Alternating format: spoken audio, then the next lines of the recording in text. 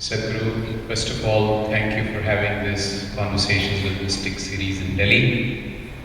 Delhi has disproportionate influence on the health and karma of this nation, so we would always welcome you in Delhi and share wisdom with us.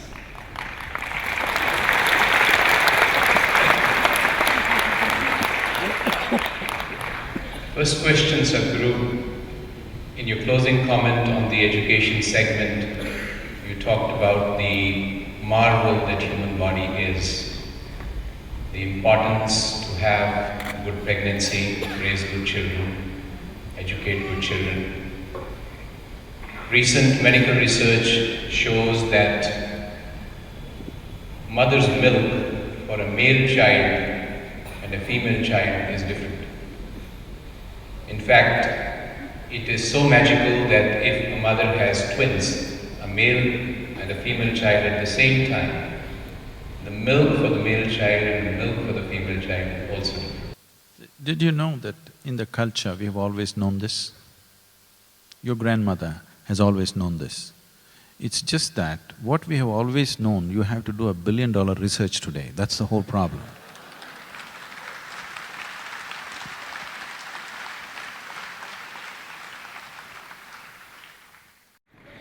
So the first question, Sadhguru, is you are probably among the busiest people in this country. Those of us who've seen you work, it's well past midnight.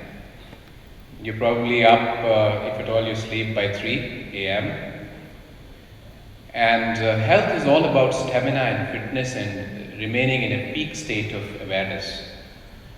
Would you be happy to share the magic of what you do to stay alert and healthy through such a long time? I don't get to do most of the things I know I should do about myself because of the schedule and the travel. Usually an important part of health is how you eat, and most of the time I'm eating in somebody's home. So I have to eat to their satisfaction, not to my health. You know, this is India. Hospitality means you must eat two people's food, not one. So considering all that, I have… the choice is gets quite restricted. So what do I do? What I say right now may not be a practical suggestion because you can't take it as a tip and do this. I do every day 20 seconds of sadhana. That is, I just let my energies run through our overhaul in the morning, and that's all I do. I have no regular exercise regimen, I don't walk every day, nothing. But since I'm 25 years of age to this day, my weight has not varied more than 2 kilograms. I've been 74, 75 since I was 25. It's just that little from my shoulder, it slipped little down. It was all on my shoulder, now kind of going towards the earth. Except for that, which I'm wanting to correct. So this is not a practical suggestion, but there are ways to do your health in ways other than physical ways. Maybe you have not heard or maybe you have. A couple of times in the last 10, 12 years, doctors have written me off as for sure, you won't make it kind of thing, because all my systems were failing because of certain things that happened. But I've come out of that just in a matter of days or weeks. Because you need to understand this. This whole body was manufactured from inside, not from outside. You provided the raw material from outside, but the piece of bread that you eat becomes human body from inside. So there is an intelligence here, there is a competence here which creates this body. If you have access to that, if there's a repair job to be done, would you go to the manufacturer or the local tinker?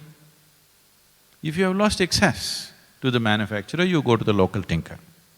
Otherwise you go to the manufacturer. Most of you take your cars to the company service station, isn't it? Not to the local tinker, unless you're in some place where you have no access. This is possible for every human being.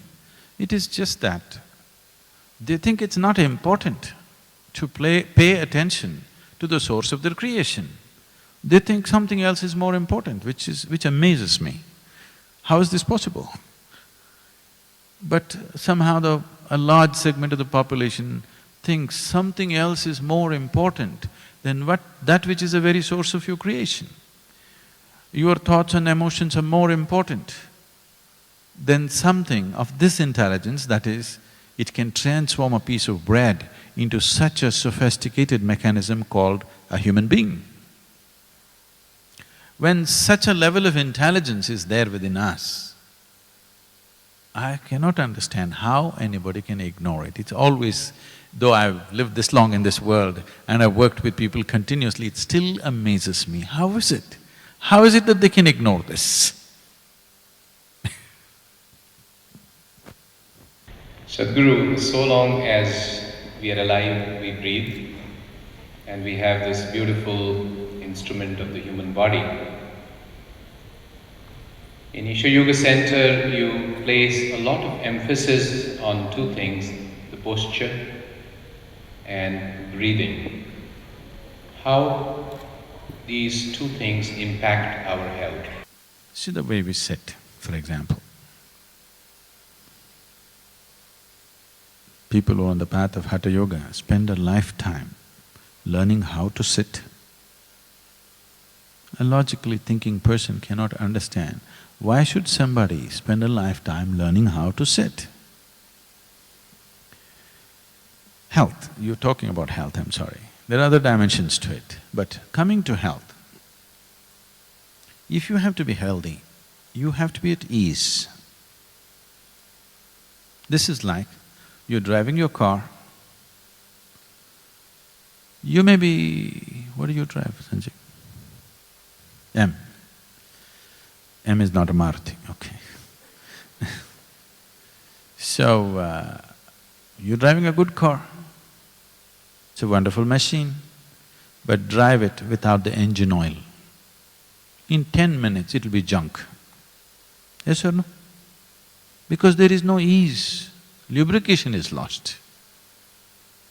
So when you say you're stressful, you're anxious, you're disturbed by this and that, what you're saying is, your lubrication is lost. It is not because of the speed at which you're traveling, you're struggling. It is because there is no ease, there is no lubricant inside. And everything is friction. When there is friction, there will be stress. Drive your car for 10 minutes without engine oil and see what happens. However great your car is, it'll be gone. So bringing this to ease, there are too many things to it, I can't go about that. One simple thing is, today fortunately they put these kind of chairs for you, otherwise these days slowly, you know, we're getting European furniture makers in India, big time now. So, you go to United States and sit down in a sofa, you have no choice, you anyway become like this. You have no choice about how you sit. Like this. Now you need to understand this. If there's something called as muscular comfort, skeletal comfort, organ comfort. Muscular and skeletal comfort is largely just comfort it is. It is needed at some times, but your organs should be comfortable for you to be healthy. If you take all the vital organs in your body, I'm putting it in a very simplistic way, considering the time. All these vital organs in your body, they're not fixed with clamps and nuts and bolts, they're hanging in nets like this. Only if you sit like this, with your spine erect, your organs are at maximum comfort. You sit like this, they collapse one on top of each other. Now, how do they function well? They will not function well. So in a day, if you're sitting like this for 8–10 hours, you're asking for it. You're just asking for it. It's like you want to drive your car on two wheels. One day if you flip around to show off, it's okay. Every day if you drive like this, it's not going to last. That's happening to your body all the time. So, maintaining a certain level of organ comfort is very important if all these things have to function well. See, you may not be medically diagnosed as diseased or you have an ailment, but I would say, pardon me for my percentages, I would say over 85% of the people do not know what's health. They have not experienced it. Maybe they knew it as children, where they bounced around. If you're healthy, you feel like bouncing around.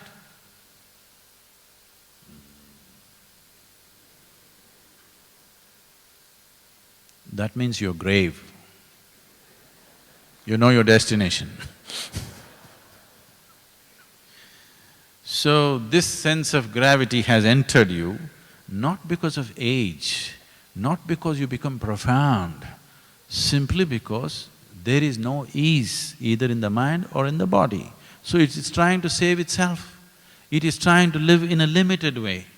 It is not trying to live, it is trying to save life and curtail it and hang on for a little while longer. So keeping the body at ease is most important. Coming to mind and other things, there are so many things. Apart from that, if you learn to sit right, in 70s, late 70s or 80s, when you first got your television, you were watching your television, which was a one-channel wonder, and you're watching your favorite program, you know what it was. And suddenly it went boop, boop, boop. Then you go up on the terrace, there is a piece of aluminum there, you try to do this and this, it doesn't come. Then very carefully you bring it to that level, suddenly the world pours into your house.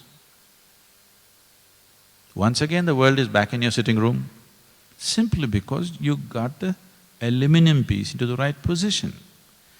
You need to understand, you are who you are only because of what you have perceived, isn't it?